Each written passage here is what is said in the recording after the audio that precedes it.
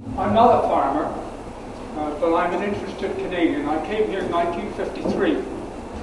I've flown across this country thousands of hours. I have flown in the Arctic, and I am scared shitless by the changes I have seen in the ice pack, etc. Another from Mr. Heffernan. Thank you, sir, for wondering about our children's children. The world we are leaving them, I think you all know deep in your hearts, is very, very badly scarred. The scarring is getting worse. I hear nothing from any of your parties.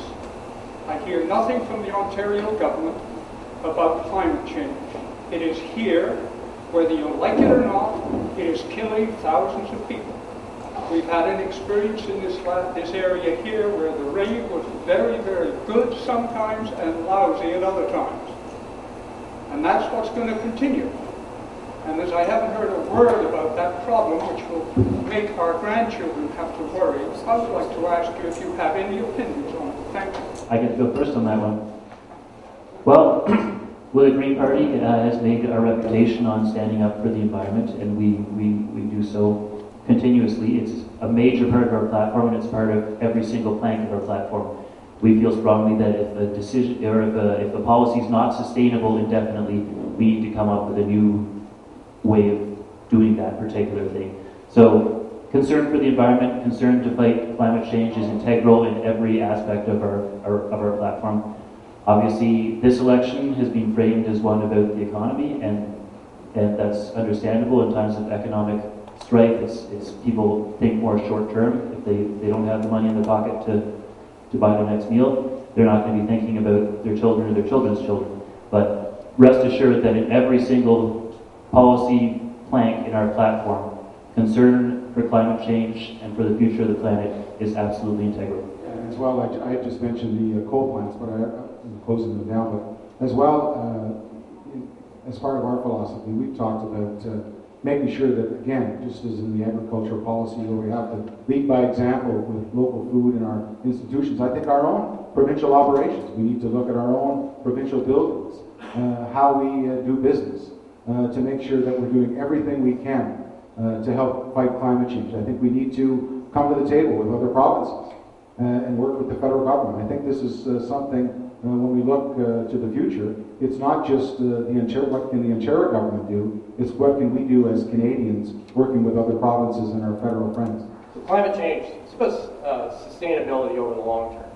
And we know that what we're doing, and 100% of the Nobel Prize winning scientists all agree, that climate change is happening. You know, it is going forward, and there's actually worries. It's not global warming, whether or not it's global heating. There's that much of a scare on that right now. It's a challenge that we've got to face. It's a challenge that we've got to look at. We've got to change, certain ways how we generate electricity from them. And I'm interested in seeing that, Steve seems to be running against Gord here, and that he's talking about sustainable energy and stuff, and Gord's supporting the tar sands out west. So I don't know. These guys got to get together. And we've got to really plan here. And it's a long-term plan. Governments tend to go, they look at the next quarter, or maybe the next year, a year down the road. But we've actually got to look at 20 years down the road and say, what's our goal here? And in Germany, their goal is to go 100% sustainable energy, green energy. It can be done here too. And it's creating an economy that's the second largest in the world. That it's a high-wage economy. It's a high-tax economy too. But it's an economy that has a very high standard of living for everyone involved. And we can do this, and we can make it work for everyone. It's just it's a matter of choices. And right now, the political parties, the liberal conservative parties, they've decided that the choice is not to be sustainable. Thank you. Thank you for your question. I think we've made a mistake as a party when we put our platform together because we didn't say directly that we were fighting global warming, when in essence each of our policies together cumulatively are working directly towards that. Specifically the Green Energy Act, we are looking at forward-thinking green projects that will allow us to make it safer and healthier generations down the road for our kids. We're closing and have closed most of those dirty coal-fired plants, and the rest will be done by 2014. Unfortunately, what we've been doing is patching up the messes that we've been handed, and we're going to now build on the future, and that's what you're seeing with the Green Project. I will personally commit to anyone here that if you send Ray Heffernan to Queen's Park, I will fight my own party and all the other parties to make sure that we are getting the best possible green initiatives for Leeds Grenville, for our kids in Leeds Grenville. As I said earlier, I've seen what dead soil looks like, and I'll be damned if all that had happened here. Just a quick one back to Mr. Carley about the bees. Just to let you know, the compensation for predators on the bees was also upped in the legislation that we put out for other animal compensation, so the beekeepers are being looked after as well. How will you work to establish a fair system that recognizes agriculture's contribution to the ecological services all Ontarians enjoy and reduces the cost to farmers for their investment in best management practices that provide those services? Well, I understand the question. I think all politicians need to stand on board and do that. As I said before, we have some great success stories here in Leeds Grenville of farmers who are taking the environment and putting it first. And I just use Kim and Charlie as one as well. And I think that's again something that we need to do as politicians. We need to meet with our folks. We need to make sure that we're close to them. And if we can help cut through the burdens that they're trying to accomplish to improve their farm, to improve their operation, to be more efficient and better to the environment, we should do everything possible to try to help them. And that's just part of being an MPP. So I'm not sure what other examples I can provide. This is a good question. And really it comes back to what I spoke about before. Many family farms are multi-generational farms. So it's in your best interest to ensure that your farms are ecologically sound, to ensure that the soil is maintained, to ensure that the groundwater is safe, to ensure that runoff is contained, to ensure that your air quality remains decent. You guys naturally will want all those things. And the best way for government to help to look after this is to actually consult directly with you. Go to the farmers. This is what I do for a living. I go to my constituents and I ask them. You know better than I do what's needed to maintain the agricultural soundness and the safety and the quality of your land. How can we help you do that? Because you know that, and at least many of you, I would believe, many of you would want, one of your sons or daughters to follow you on the farm. And that can't be done if the land isn't kept up to, quality grade, production grade, and that the environment isn't maintained. So what also I would do is look at industrial farms. And consult with you guys, because industrial farms aren't good neighbors for a whole variety of reasons. Thank you. I think there's two answers. This is a two-part answer to this question. First of all, when I was a kid growing up, we always had an ag rep in our community that helped us make decisions on our farms about what the soil was. We take samples. They came from the Ministry of Agriculture. And Jack Westlake was ours. He was based here. They're based in Brockville.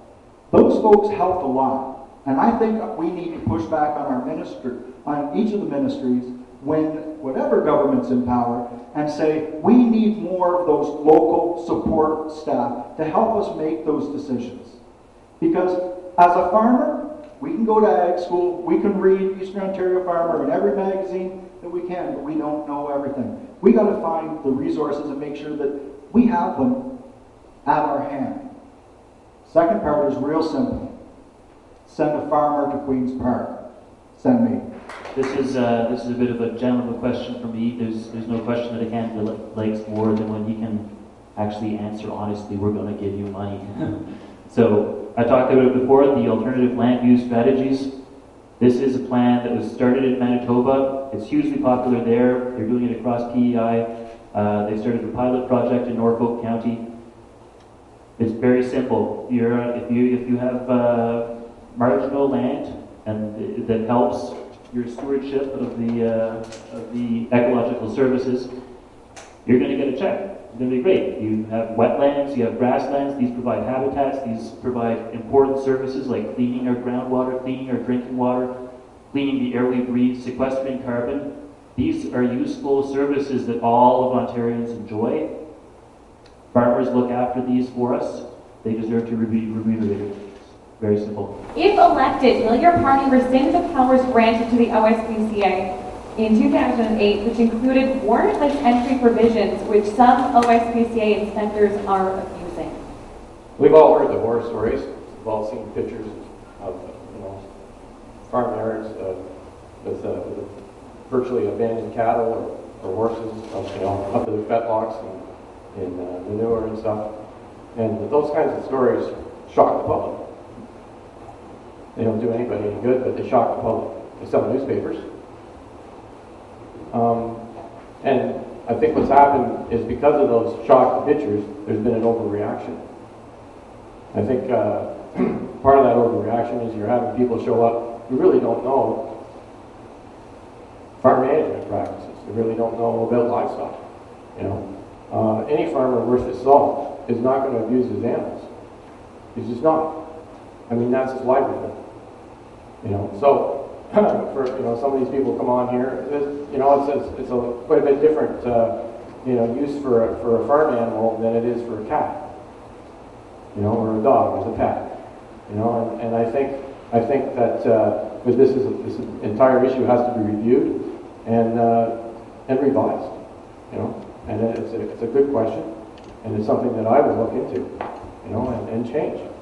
Thank you. We have all heard these stories, as Mr. Lundy has said, and they are ridiculous. We've heard about the farmer in SDG who they saw somebody from one of the societies saw a 13-year-old dairy cow and thought she was skinny and then had the whole herd confiscated. And the guy has to try and sell his quota to get his cows back. That's ridiculous. We need to revise this, the whole policy, to make sure that vets are involved, other farmers are involved, people from animal rights groups are involved as well, but we have to make sure that everyone is protected. The animals and the farmers. They have to be protected equally, because at the end of the day, as you said, farmers are the ones that love the animals the most because that's your livelihood. We have to protect you as well. I think once again we have a situation where there were regulations made for major multinational corporations or factory farms to ensure health and safety of animals, and they're being employed indiscriminately. And in this case, family farmers aren't going to abuse their animals for the most part.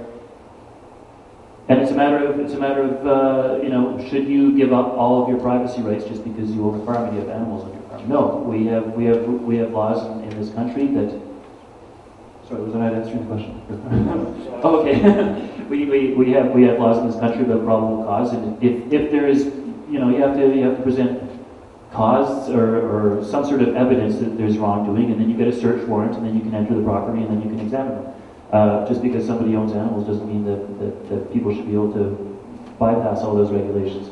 As well as an animal rights group being involved, no, there should be government regulations about what's suitable for animals, and that should be administered in such a way. But I'm at a loss for words. I think it's ridiculous. You're innocent until proven guilty, and nobody should march on your property willy-nilly looking at. Thank you very much for the question, and certainly something that's come up in the legislature that I've been involved in. I think everyone who knows that you've got OSPCA inspectors who are being far too aggressive on the farm, and I think anybody who knows those best practices, they know that they were developed with farmers in conjunction with the OSPCA, and it's an aggressive bunch of inspectors that are now causing us the problem. We tried to fix this. We had a resolution back last November that would have provided provincial oversight for the OSPCA to stop things like this. And I was proud to speak in favor of the motion and vote in favor of the motion. However, the McGinty government voted against it. I had a lot of farmers talk about it and want me to stand up, and I was proud to, because I understand what they're going through. I think the quote that I read in the legislature, and I have it here, is from Brian and Andra Wintonic, in Leeds and the Thousand Islands, and it really says it best. Our industry supports humane treatment of animals, but we cannot support those who make decisions about our animals with little or no knowledge of animal husbandry. And I think that was our whole thrust in trying to provide oversight, and I was in favor of it in November, and I'm in favor of it today. Thank you. Realizing that RMIP works as a companion program for agri-stability, will you pressure your federal government counterpart to ensure agri-stability program support is maintained at current levels? Absolutely. If elected, I will support the RMIP program and push our federal member, wherever he's gone to, wherever he is, to push it in the House as well. Because it's important for the farmers, it's important for all of us as consumers as well. And it's not just if I get elected. Whether I get elected or not, I'm still going to be banging on Gord's door, telling him that he needs to do it, and he needs to push for it. So I will, as the question asks, push our federal members. Yes, I will. I'm going to plead my ignorance and ask for a definition of RMIP, please. Risk management program. Okay, so oh, okay. Yeah, well, I mean, insurance is necessary in everyday life, and obviously, as farmers, you run a more high risk operation. It's very dependent on factors that are beyond your control, such as climate. Once again, we come back to climate change, and it's only going to get more and more risky as the planet's climate keeps evolving. So it's definitely going to be. Like I said, if we want to keep farmers around as part of our, integral part of our society, we're going to have to make sure that they're able to make a living by whatever means possible. I want to make it clear that our party's been in favor of a risk management program for many years. We've spoken in favor of it at the plowing match in Earlton, in St. Thomas. I handed out flyers at the last year's plowing match in St. Thomas, letting people know that we were committed to it. We put a resolution through last June that the Liberals voted against it. I was proud to vote in favor and speak in favor of it. It wasn't just until the election that they announced that they're finally jumping on the bandwagon and agreeing to it during the budget. So the one thing I think we need to do first is I think we need all parties to commit, as we have, to make the risk management program a dedicated program for farmers, not money that goes into the general revenue, as has been in the past with the present government. I think that commitment from all parties to retain the money from the farmers that's going in the fund to stay for farmers. That should be the first priority. And then after we get that fund established, then we need to move forward. But I would like to see, as a first priority, the other three parties agreeing with that dedicated fund guaranteed for farmers like the PC party. Good question. It's a fundamental question about, are you going to make a profit? Are you going to make a living this year? And the NDP party says that we're going to extend the risk management program to also cover all livestock. So that helps ensure your profits. It helps ensure some farm income stability. And that's what this is all about.